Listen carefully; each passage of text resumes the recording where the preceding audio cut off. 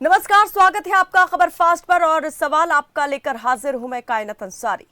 महिला आरक्षण बिल पर राजनीति थमने का नाम नहीं ले रही है। लोकसभा में बिल भारी समर्थन से पास हुआ। बिल के समर्थन में 454 और विरोध में महज 2 वोट पड़े। हालांकि बिल को अपार समर्थन देने के बावजूद विपक्षी दल के नेताओं ने कुछ चीजों को लेकर आपत्ति जताई और सरकार की नीति और नीयत पर सवाल खड़े किए। प्रमुख विपक्षी दल कांग्रेस का कहना है कि इसमें ओबीसी और दलित महिलाओं के लिए अलग से कोटे का प्रावधान होना चाहिए। कुछ अन्य विपक्षी दल सपा प्रमुख अखिलेश यादव और लोकसभा सांसद असदुद्दीन ओवैसी ने तो अल्पसंख्यक कोटे तक की मांग कर दी है। दूसरी आपत्ति बिल के लागू होने की समय सीमा को लेकर भी है। चलिए ये रिपोर्ट देखते हैं पहले, उसके बाद करेंगे चर्चा की शुरुआत।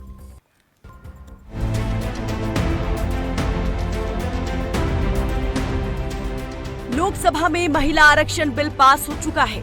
महिला सशक्तिकरण और समाज में महिलाओं को बराबरी का हक दिलाने में इस आरक्षण की बड़ी भूमिका होगी। एक तरफ राजनीति में महिलाओं की सक्रियता बढ़ेगी तो दूसरी तरफ संसद में संख्या बल बढ़ने से वो अपने हक की आवाज बुलंद कर सकेंगी। निश्चित तौर पर इसे क्रांतिकारी और ऐतिहासिक निर्णय कहा जा सकता है। लेकिन विपक्ष बिल के लागू होने के समय और ओबीसी को आरक्षण न दिए जाने जैसी बातों पर सवाल दाग रहा है। गुरुवार को राज्यसभा में महिला आरक्षण विधेयक यानी नारी शक्ति वंदन विधेयक पर जब चर्चा शुरू हुई तो कांग्रेस अध्यक्ष और राज्यसभा में नेता प्रतिपक्ष मल्लिकार्जुन खड़गे ने कहा कि मोदी सरकार महिला आरक्षण बिल को टाल रही है। इस मौके पर खड़गे ने कबीर का दोहा काल करे सो आज करे सो अब सुनाते हुए तुरंत महिला आरक्षण लागू करने की मांग की, जिसके जवाब में बीजेपी अध्यक्ष जेपी नड्डा ने कहा कि बीजेपी का उद्देश्य इस विधेयक से राजनीतिक फायदा लेने का नहीं है। बीजेपी के मुताबिक विधेयक पास होने के बाद 2019 तक 33% महिलाएं सांसद बनकर संसद पहुंच जाएंगी। कुल मिलाकर महिला आरक्षण बिल यानी नारी शक्ति वंदन अधिनियम को लेकर सियासी होड़ देखी जा रही है। बिल पास कराने में विपक्षी दलों ने भरपूर समर्थन तो दे दिया, लेकिन आरक्षण में आरक्षण की बात और बिल के क्रियान्वयन की मियाद को लेकर मोदी सरकार पर प्रहार भी कर दिया है। महिलाओं को मिलने वाले इस हक को सियासत जाति धर्म के चश्मे से देख रही है, लेकिन एक कड़वी सच्चाई ये भी है कि महिलाओं पर अत्याचार करने वाले, शोषण करने वाले, उन्हें दोयम दर्जे का समझने वाले जाति देखकर ऐसा नहीं करते। ऐसे में उम्मीद है कि समाज से अपना अधिकार मांगने और नीति निर्धारण में सक्रिय भूमिका निभाने का अधिकार महिलाओं को ये आरक्षण बिल देगा। कम से कम ऐसी उम्मीद जरूर जगी है। खबर फास्ट के लिए कायनात अंसारी की रिपोर्ट।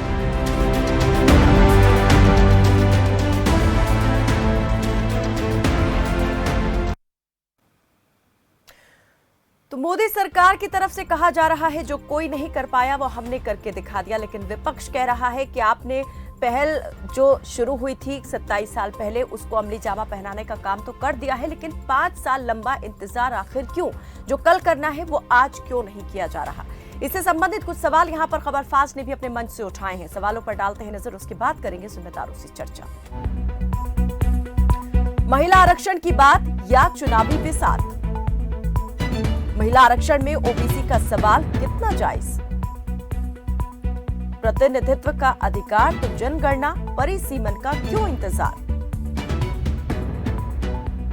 तो विपक्ष का यह भी आरोप है कि चुनावी फायदा उठाने के लिए सरकार ये बिल लेकर आई है और अगर उसकी मंशा, उसकी नीयत साफ होती तो इसे अभी के अभी लागू कर दिया जाता। जो प्रतिनिधित्व 5 साल बाद महिलाओं को देने की बात मोदी सरकार कर रही है वो प्रतिनिधित्व अभी क्यों नहीं, इसी चुनाव में क्यों नहीं? 2024 का लोकसभा चुनाव यहां नजदीक है और उससे पहले 5 राज्यों में विधानसभा चुनाव भी होने वाले हैं और इसी को देखते हुए सियासत जो है महिला वोट बैंक को अपने पाले में साधने के लिए जुट चुकी है। एक बड़ा दांव यहां पर मोदी सरकार की तरफ से खेल दिया गया है। हालांकि ये जरूर कहा जाएगा कि महिलाओं को उनका सियासत में प्रतिनिधित्व देने के लिए ये एक बड़ी और सकारात्मक पहल है, लेकिन इस पर सियासत जो है वो भी कम होने का नाम नहीं ले रही है। तो आप भी हमारे साथ कार्यक्रम में जुड़ सकते हैं। लगातार नंबर आपको दिखाए जाते रहेंगे, उन नंबर पर कॉल करके आप अपनी बात हम तक पहुंचा सकते हैं। हमारे साथ इस वक्त जो मेहमान जुड़े हैं उनका तारुफ आपसे करवा देते हैं। कांग्रेस की प्रवक्ता प्रतिष्ठा यादव हमारे साथ जुड़े हैं, बीजेपी के प्रवक्ता डॉक्टर निमिषा गौड़ हमारे साथ जुड़े हैं। आप दोनों का बहुत स्वागत है। और सबसे पहले जो बीजेपी प्रवक्ता हैं निमिषा गौड़, चर्चा की शुरुआत आपसे करना चाहेंगे। विपक्ष सीधे तौर पर आरोप लगा रहा है कि सरकार की नीयत साफ नहीं है। मल्लिकार्जुन खड़गे कह रहे हैं कि मोदी सरकार बिल को टाल रही है। काल करे सो आज करे सो अब, ऐसा क्यों नहीं किया जा रहा बिल के मामले में? कायनात जी, कांग्रेस है, कांग्रेस कहती है कुछ, करती है कुछ। जब इस बिल को लाया जा रहा था लोकसभा के पटल पर, तो यही कांग्रेस के राष्ट्रीय अध्यक्ष जिन्होंने कहा था कि चुनावों में तो कमजोर महिलाओं को टिकट दिया जाता है। तो हमने तुरंत प्रश्न पूछा था, बताइए सोनिया गांधी जी कमजोर हैं, बताइए यहाँ पर ममता भूपेश जी कमजोर हैं, बताइए प्रियंका गांधी जी कमजोर हैं। तो ये जो स्टेटमेंट है ना, उन्हीं से उनकी महिलाओं के प्रति नीयत और नीतियों का एक प्रमाण सामने रख दिया। अब रही बात यह है कि कांग्रेस की स्थिति यह है कि अब लोकसभा में तो 454 वोटों से ये लोग जीत, आज इन्होंने सपोर्ट किया है। और सोनिया गांधी जी ने कहा ये अपना है। तो जब आपका अपना आया था तब आरक्षण की बात थी क्या?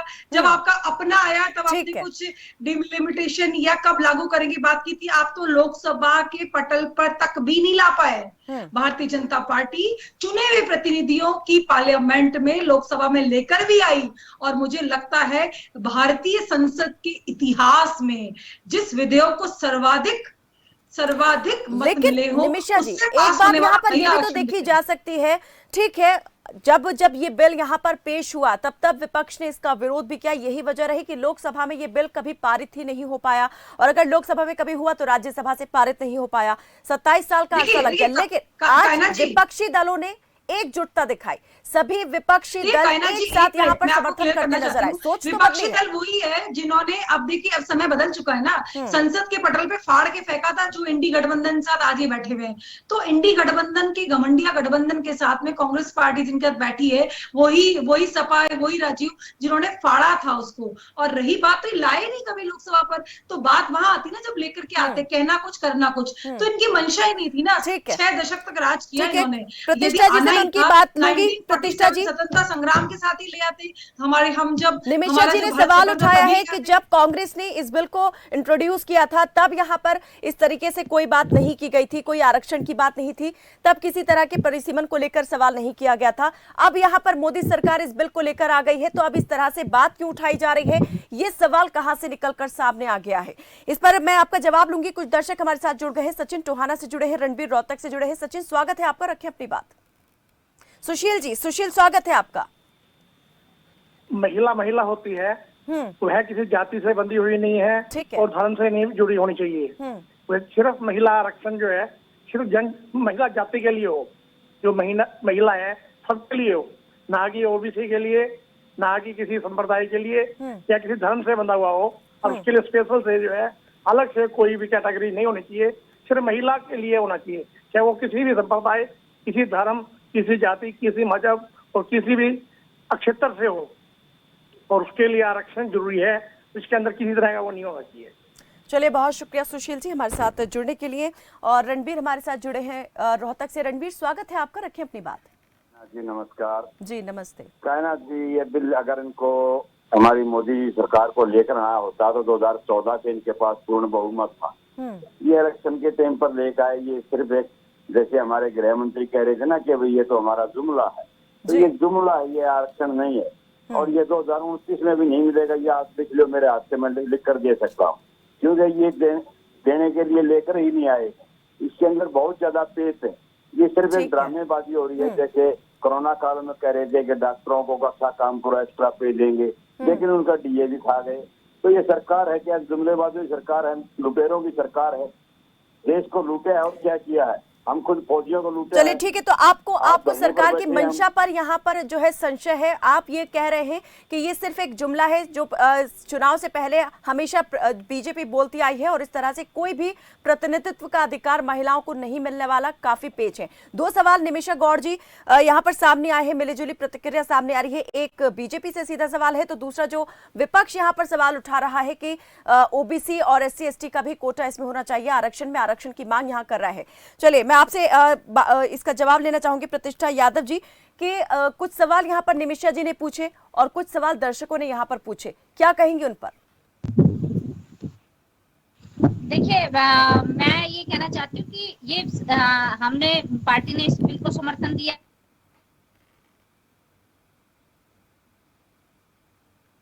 निमिषा जी सुन पा रही हैं मुझे? चलिए, लगता हमारा संपर्क टूट गया है। ठीक है, निमिषा जी की तरफ मैं वापस रुख करूंगी।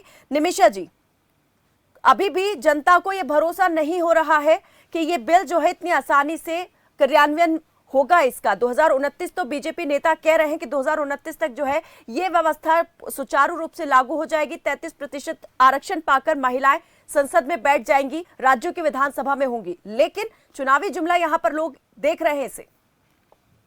देखिए, राजनीतिक पार्टियां जो सिर्फ चुनावी मौसम में ही बाहर आती हैं और वादे करती हैं और वादे करती हैं, वादा किनारा करके पुनः चुनाव की ओर चली जाती है।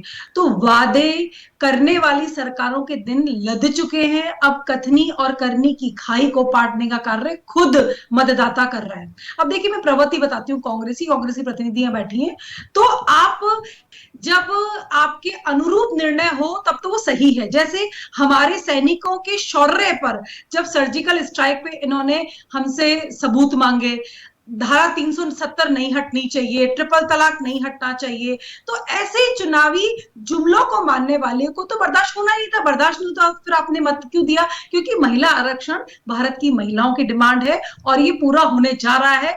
यशस्वी प्रधानमंत्री ने जो जिसका भी उद्घाटन किया, उसका शिलान्यास भी किया है। जो कहते हैं वो करते हैं। ऐसा विश्वास रखने वाली लोकतंत्र की 140 करोड़ जनता है, जिसके कारण से मैं कहूंगी लोकसभा के अंदर 454 मत पड़े और वो उन 454 मतों के साथ में ही पास हुए लोकसभा से। उसका कारण यही है कि अब वापस जाना है अपने क्षेत्र के अंदर, जनता का जवाब विपक्ष भी तो अब इसी समर्थन में खड़ा हुआ दिखाई दे रहा है ना। उसने भी तो खुलकर समर्थन किया है। हालांकि आपत्तियां जिन चीजों को लेकर है उन पर भी साफ तौर पर अपनी बात सामने रखी। विपक्ष के जल्दी ही चुनाव का सामना करना पड़ेगा, तो विपक्ष इधर उधर नहीं हो सकता ना। ये क्या बीजेपी को नहीं करना चुनाव का? आप बात कर रही है विपक्ष के लिए कि विपक्ष को चुनाव में उतरना है, क्या फिर यही कहा जाए यही बात बीजेपी के लिए लागू नहीं होती है? देखिए, भारतीय जनता पार्टी 365 दिन कार्य करने वाले कार्यकर्ताओं की पार्टी है। चाहे कोरोना महामारी हो या अन्य कोई कारण रहे हो, हम लगातार सतत कार्य करते रहे, न रुके न थके, सतत चलने वाले देश के साथ में एक भारत श्रेष्ठ भारत के निर्माण की ओर अग्रसर है।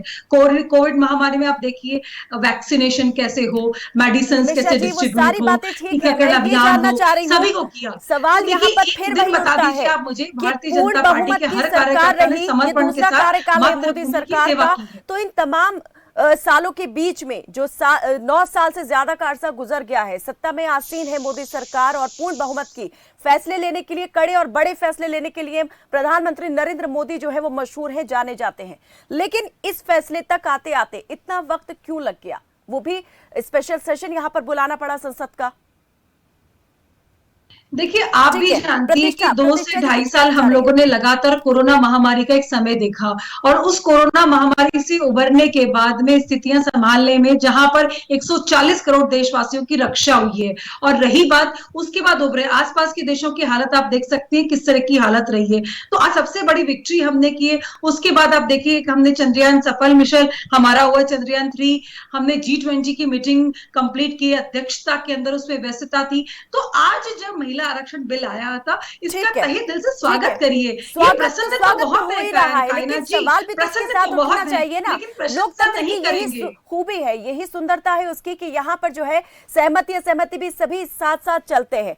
तो अगर यहाँ पर सब समर्थन में है तो उसका मतलब ये तो नहीं है कि सिर्फ गुणगान ही किया जाएगा। यहाँ पर सवाल भी तो किया जाएगा कि आखिर इतना वक्त क्यों लग गया इन तमाम चीजों में। और जो यहाँ पर इफ एंड बट्स उठ रहे हैं, डाउट्स हैं कि अगर किसी के भी मन में ये विचार आ रहा है कि चुनाव नजदीक है, क्या इसीलिए हुआ है? विपक्षी दल अब एक साथ हो गए हैं, इंडिया गठबंधन के रूप में सामने आए हैं, क्या इस वजह से ये कदम अब उठाया गया है क्योंकि लग रहा है कि कहीं ना कहीं यहाँ पर वोट बैंक खिसक सकता है या वोट बैंक को बढ़ाना है, इसलिए ये बिल लाया गया है? और अगर अभी लागू करना था तो इसको जब अब ये स्पेशल सेशन ला करके ये बिल पास करा दिया गया है, तो फिर इसे लागू करने में इतना वक्त का इंतजार आखिर क्यों? 2019 तक की राह क्यों देखी जा रही है? 5 साल तक के लिए तो टल गया। अच्छा प्रश्न है आपका कायनात जी। 2002 में आर्टिकल 82 पढ़िए आपने सभी डिसीजंस फ्रीज कर दिए हैं। डिलिमिटेशन होगी जनगणना के बाद होगा। इस विधेयक में स्पष्ट मेंशन है कि इस जैसे ही पहली जनगणना होगी उसके बाद परिसीमन होगा। तो ये आर्टिकल 82 में इसका रिप्लाई छुपा हुआ है और हम संविधान के अनुरूप चलना चाहते हैं क्योंकि इसे संसद से पास भी करा दिया। तो यही विपक्ष है जो सुप्रीम कोर्ट में जाके रोक देंगे। तो परिसीमन होगा, डिलिमिटेशन होगा, पूरी डिस्ट्रीब्यूशन होगा, उसके बाद हम इसको आगे बढ़ाएंगे। तो आप ये देखिए कि वही विपक्ष को तो विरोध के लिए विरोध करना है, मन में इनकी प्रसन्नता है। विपक्षी दल और आम जनता इसे एक बड़े पेंच के रूप में देख रही है, जिनका ये मानना है कि इस सुलझाते सुलझाते समय सीमा जो है वो और ज्यादा आगे बढ़ती जाएगी, वक्त बढ़ता जाएगा। बात हम कर रहे हैं कि हम आपको दे देंगे, लेकिन वो मिलेगा कब, उसका इंतजार कितना लंबा होने वाला है, ये अपने आप में अभी एक बड़ा सवाल बना हुआ है। चलिए कुछ दर्शक हमारे साथ जुड़ गए हैं। देखिए कायनात जी, मैं एक बात बोलना चाहूंगी, फिर दर्शक तक आप जाना। सस्टेनेबल डेवलपमेंट फॉर वुमेन, हमने इज्जत घर से लेकर के, आप देखिए कितने दशक तक महिला खुले में शौच जाती थी। आप देखिए कि कितने दशक तक रसोई गैस नहीं उनके पास। आज प्रधानमंत्री आवास योजना में महिला को स्वामित्व मिल रहा है। जनधन अकाउंट के अंदर आप देखिए कि महिलाएं सर्वाधिक हैं। उज्ज्वला योजना, सुकन्या समृद्धि योजना, धनलक्ष्मी योजना, महिला सम्मान बचत प्रमाण पत्र 2023, तो बालिका समृद्धि योजना, तो बेटी बचाओ बेटी पढ़ाओ अभियान हमने चलाया। तो ऐसे सस्टेनेबल डेवलपमेंट के लिए अनगिनत कार्य मोदी सरकार ने किए हैं। आज महिला सशक्त हुई है अनेक क्षेत्रों में, पायलट सर्वाधिक भारत की है पूरी दुनिया में। तो ऐसे अनेक जल थल नभ की अट्टालिकाओं को छूने वाली भारत की महिला अब राजनीति में भी निर्णय लेगी। तो आज उसको सक्षम बनाया, सुरक्षा दी और सम्मान दिया। तो आज जिस तरह से ये ओबीसी कोटे की मांग यहाँ पर विपक्ष कर रहा है कि इस आरक्षण में ओबीसी कोटा होना चाहिए। निर्माण में नारी की भूमिका पर, नारी की भूमिका तो है, लेकिन जिन वर्गों के प्रतिनिधित्व का सवाल यहाँ पर विपक्ष ने उठाया है उसका क्या जवाब है, इस पर मैं आऊंगी। कुछ दर्शक और जुड़ गए हैं। नरवाना से हमारे साथ दिनेश चंद्र जुड़े हैं और नागेंद्र नेगी मंडी से हमारे साथ जुड़े हैं, हिमाचल के। स्वागत है आपका दिनेश चंद्र जी, रखिए अपनी बात। नमस्ते जी। जी नमस्ते। मेरा बीजेपी वाला से सुना हुआ है जी क्वेश्चन। 1989 के अंदर पंचायती राज बिल राजीव गांधी जी लेकर आए थे, लेकिन एक वोट थे, वो था अपने अटल बिहारी वाजपेयी का वोट राज्यसभा में, उससे वो बिल गिर गया। और वो अटल बिहारी वाजपेयी ने उसने कहा था, बोला भाई मेरे से इतना बड़ा पाप हुआ कि मैं दुनिया में पैदा ही ना होता। तो आज ये, और उसने राजीव गांधी जी ने कहा था, बोला मैं 1 रुपया भेज रहा हूँ तो 15 पैसे पहुंच रहे। क्या गुनाह किया था? उसने सच्चाई कही थी। और लेकिन ये आज अमित शाह जी प्रधानमंत्री जी 1 रुपया भी नहीं, 15 पैसे भी नहीं भेजते हुए भी खा जाए, 100 के 100 खाने लग रहे हैं। कागज का समय कार्रवाई और कोई एक पैसा नहीं लगने लग रहा। आप इंक्वायरी कराओ, इंक्वायरी, लोग इंक्वायरी मांगते हैं, आप इंक्वायरी नहीं करवाने लग रहे। ऐसा क्यों? सतपाल मलिक ने क्या क्या कहा है? क्या इंक्वायरी हुई उसकी, या सतपाल मलिक को जेल में दिया गया? ये बिल्कुल सच्चाई है और चुनाव इनको बता देगा। और धारा 370 क्या थी? एक लेटर लिखा था राष्ट्रपति ने, सिर्फ कहा था भाई ये समय के साथ लगाईदारी, यही तोड़ दिया, क्या गुनाह कर दिया? कई स्टेटों में अब भी धारा 371 लगी हुई है कि लोग जाकर कुछ भी नहीं कर सकते वहां पर, उनको क्यों नहीं तोड़ रही है? वाई लूटना सबका काम है, मानते हैं, अपने हिसाब के काम कर रहे हैं वो उसके। नेहरू जी की टाइम पे लोगों के पास कपड़े नहीं थे पहनने के लिए, ब्याह शादी में महंगा जाया करते। आज मोदी जी 68 करोड़ के सूट पहनते हैं, वो किसकी देन है? इनके जवाब दे दो। ठीक है, बहुत बहुत शुक्रिया दिनेश जी हमारे साथ जुड़ने के लिए। बिल्कुल जो बातें आपने यहाँ पर रखी हैं, उनके सवाल जो आपने उठाए हैं उन्हें लेकर के जवाब जरूर हम लेंगे। एक और दर्शक हमारे साथ जुड़े हैं, मंडी से नागेंद्र नेगी हमारे साथ जुड़े हैं। स्वागत है नेगी जी, जल्दी से अपनी बात रखें क्योंकि मुझे फिर कांग्रेस की प्रवक्ता प्रतिष्ठा यादव का रुख करना है। हमारे साथ संपर्क नहीं हो पा रहा था, बहुत देर से हम उनका पक्ष नहीं जान पा रहे। ठीक है नेगी जी। नमस्कार मैडम जी, मैं हिमाचल प्रदेश के सरकाघाट मंडी से नागेंद्र सिंह नेगी बोल रहा हूँ। मैडम जी तो इस बात का है कि ये लोग सुविधा की राजनीति करते हैं। इससे पहले भी बहुत सारे बिल आए, 9.5 साल आपने लगा दिए। और ये जो पंचायतों में जिस तरह से औरतों को रबर स्टैंप बना के, क्या यहाँ पर भी वही हाल आप करने वाले हैं? क्योंकि पंचायतों में जिस तरह से महिलाएं रबर स्टैंप है, क्या यहाँ भी इसी तरह के हालात देखने को मिलेंगे? बहुत बहुत शुक्रिया हमारे साथ जुड़ने के लिए। समय मेरे पास बहुत ज्यादा नहीं बचा है, इसलिए ये बात मैं आपकी इतनी ही ले पाई। जल्दी से ही प्रतिष्ठा जी कई सवाल यहाँ पर इकट्ठा हो गए हैं और कई बातें यहाँ पर निमिषा गौड़ ने भी सामने रखी, जिनका जवाब आपसे लेना है। देखिए निमिषा जी तो क्या करेंगे, सरकार की तारीफ ही करेंगे और उसके अलावा कुछ नहीं है। आप एक चीज देखिए कि इनकी मंशा अगर साफ होती तो आप 9 साल बाद लेके आए। आप पहली बार भी आपने कहा था, दूसरी बार भी किया था, और 9 साल बाद भी आप कह रहे परिसीमन। भाई परिसीमन क्यों? परिसीमन होगा जब होता रहेगा। आप उसे तुरंत प्रभाव से लागू क्यों नहीं करते अगर आपकी मंशा साफ है? आपने 2013-14 के अंदर भी बहुत सारे वादे किए थे देश को, 15 लाख रुपए अकाउंट में आएंगे, 2 करोड़ नौकरियां देंगे, लेकिन एक वादा पूरा नहीं हुआ। तो इसका मतलब साफ है कि इनकी मंशा सही नहीं है। केवल महिला वोटर्स को केवल वोटर के तौर पर यूज करने की इनकी मंशा है और उसी के लिए ये लेके आए हैं। दूसरी बात ये कि जब तक ओबीसी एक बहुत बड़ा वर्ग है, ओबीसी की महिलाओं को अगर उसमें जगह नहीं मिलती है तो क्योंकि 2010 में जब हमारी यूपीए की गवर्नमेंट थी तो राज्यसभा में हमने पास कर दिया गया था ये बिल, लेकिन उसके बाद क्योंकि जो समर्थक दल थे उन्होंने सहयोग नहीं किया तो ये बिल नहीं पास हुआ। और 89 के अंदर राजीव गांधी जी की सरकार थी, उस टाइम लेके आए थे, उस टाइम ये गिर गया था। आप लोगों के बनिस्पत दिए तो दर्शकों ने भी आपको बताया, मैं नहीं कह रही। दूसरा ये बहुत लंबे टाइम से, मेरे ख्याल से आजादी के टाइम की सरोजिनी नायडू जी ने भी इस चीज को रखा था उनके उसमें कि भाई महिलाओं को भी जगह मिलनी चाहिए। तो लंबे संघर्ष के बाद मिला, बहुत अच्छी बात है क्योंकि मिलना भी चाहिए महिलाओं को, लेकिन जिस तरह से दे रहे हैं उसमें मंशा साफ नहीं है। क्योंकि अगर मंशा साफ है तो जब परिसीमन होगा, सीटें बढ़ेगी तो सबकी बढ़ जाएगी। आप 33% आज से ही लागू कीजिए। दूसरी बात कि आप जब तक ओबीसी वर्ग को इसमें शामिल नहीं करते ये बिल अधूरा है। ये ओबीसी के साथ अन्याय है और ओबीसी को इसमें शामिल करना चाहिए, बहुत जरूरी बात है। दूसरी बात कि आप पे ट्रस्ट कैसे करें, क्योंकि आपने बहुत सारे वादे किए थे, महंगाई कम कर देंगे, पेट्रोल डीजल जब 70 रुपए लीटर होता था तो बहुत हुई महंगाई की मार अब की बार मोदी सरकार, लेकिन हुआ क्या? उससे डबल ट्रिपल हो गया। दालों के रेट लगा लो, खाने के तेल के रेट लगा, सब महंगाई को इतना चरम पर पहुंचा दिया। तो आपकी कथनी और करने में इतना बड़ा फर्क है कि आप ये केवल और केवल ये चीज एक चुनावी स्टंट साबित ना हो। ये बहुत बड़ा इसके ऊपर क्वेश्चन वाचक है कि अगर आपको लागू करना है तो आप तुरंत क्यों नहीं कर रहे? कारण इस चीज का तो बताइए ना कि मौजूदा व्यवस्था जो है जिसके अंदर जितनी सीटें हैं उसमें से 33% महिलाओं को देनी है। परिसीमन होगा, सीटें बढ़ेगी तब की तब देखी जाएगी, तो वो उस टाइम देखेंगे। लेकिन आज से ही इसे लागू नहीं करना, इस बिल पर एक बड़ा ये करता है कि जैसे इनके सारे वादे जुमले साबित हुए चुनावी, इसी प्रकार से ये वादा भी महिला वोटर्स को कैश करने के अलावा और इनकी मंशा इसमें बिल्कुल साफ नजर नहीं आती। चलिए ठीक है निमिषा जी, देखिए दे रही है कायना जी, मैं आपको एक निवेदन करूंगी। कायना जी देखिए सुनिए, अभी जिस तरह से शब्द का प्रयोग किया गया मेरी बहन के द्वारा, कांग्रेस प्रतिनिधि के द्वारा, परिसीमन होगा तो होता रहेगा। हम संविधान के अधीन हैं, यहाँ संविधान के अधीन रहने वाले भारत के नागरिक हैं और उसी अनुरूप हमारी संसद चलती है, हमारे विधेयक पास होते हैं। बहन, होता रहेगा नहीं होता है, परिसीमन होगा, उसके बाद निर्णय होगा, सीट बढ़ती है और जनगणना होगी। तो ये आधा अधूरा ध्यान लेकर के आप जो बखान करते हैं ना, वो बखान को कोई स्वीकार करने वाला नहीं है। मतलब आप आज नहीं दे रहे हैं, इसका मतलब आप बढ़ेंगी तो प्रतिष्ठा जी, आधा आपके लिए ईवीएम गलत है, आपके लिए सुप्रीम कोर्ट के निर्णय गलत है, आपके मुखिया तो जुडिशरी पर ही ब्लेम लगा चुके हैं कि जुडिशरी निर्णय गलत करती है, भ्रष्टाचार के आरोप लगा दिए, फिर क्षमा मांगते हैं। तो आपके अनुरूप नहीं चलता है ना, संविधान के नागरिक है हम और सह सम्मान भारत ही नहीं पूरी दुनिया के लोग स्वीकार कर रहे हैं इसको।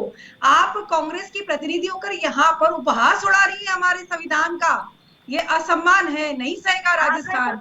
आप देखिए आदि आबादी को सुरक्षित करने की जगह सिर्फ एक सवाल यहाँ पर ये उठ रहा है कि ठीक है यहाँ पर सरकार ये बिल लेकर आ गई है जो स्वागत योग्य कदम है, लेकिन अगर ये कदम अभी इसी चुनाव में 2024 के चुनाव में अगर ये सौगात दे दी जाती, महिलाओं को आरक्षण मिल जाता तो और भी ज्यादा स्वागत योग्य होता। विपक्ष का यही सवाल है कि ये जल्द से जल्द लागू क्यों नहीं कर रही है सरकार। दूसरा ये भी कि ओबीसी को यहाँ पर कोटा क्यों नहीं दिया गया है, इसमें आरक्षण होना चाहिए क्योंकि प्रतिनिधित्व अगर दे रहे हैं तो अलग अलग वर्गों से आने वाली महिलाओं का भी यहाँ पर प्रतिनिधित्व बनता है, जिनके अधिकार देने की बात सरकार करती आई है। बहुत बहुत शुक्रिया आप दोनों महिलाओं का हमारे साथ इस बातचीत में, इस चर्चा में जुड़ने के लिए।